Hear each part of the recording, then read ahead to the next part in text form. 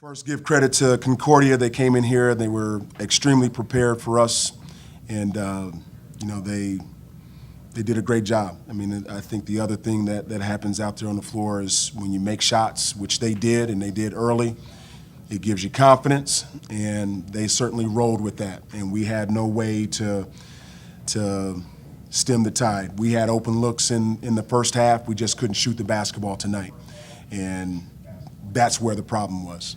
And defensively, we need to correct some things defensively and get a lot better because they took advantage of some things that we were trying to take away but didn't do a great job of. It's very disappointing because, the one thing that we cautioned and told our guys about is the hangover effect from something like that. But I don't want to use that as a crux. Concordia, they were really good tonight, and we weren't. And they had a lot to do with that. They took away some of our guys that, that could score, and, especially with Brett and Enzi, they had a tough time finishing down in the paint. They had another, their big guys were really physical down there. The referees let us play tonight, and we didn't meet the challenge there, but they did. And then what they did is they decided to not play some of our guys on the perimeter. And I told our guys, we're not going to be shy.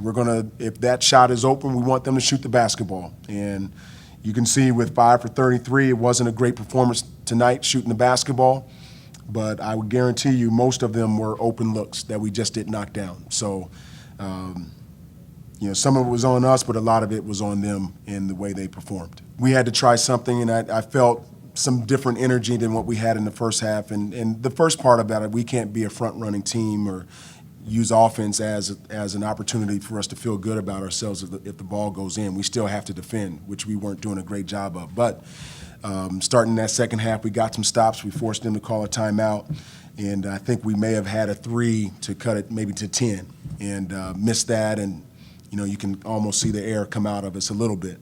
But, what we tried to do starting in that second half is get downhill, try to get into the paint. We force-fed Enzi and Brett down there to try to, maybe force the referee's hand in calling some fouls if there was some contact and get some touches in the paint there. And just didn't have enough of it tonight. It's good and bad. I won't wash this away because I'll have this in the gut, in my gut, and I know how this feels right now. And I hope our players don't forget about this either and take this into tomorrow's game, where we have to be a lot more hungry. We got to be a lot more aggressive, and attack a little bit more too. And I do hope it sits with them. We're 0-1 tonight. We got another game tomorrow, and that's the only game that we're worried about is the game that we're playing tomorrow night. And so there's a lot of things that we can correct from this evening, and hopefully get ready for tomorrow night.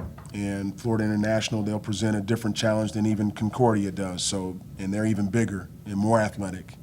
And but if we don't come to play, it doesn't matter who's in front of us.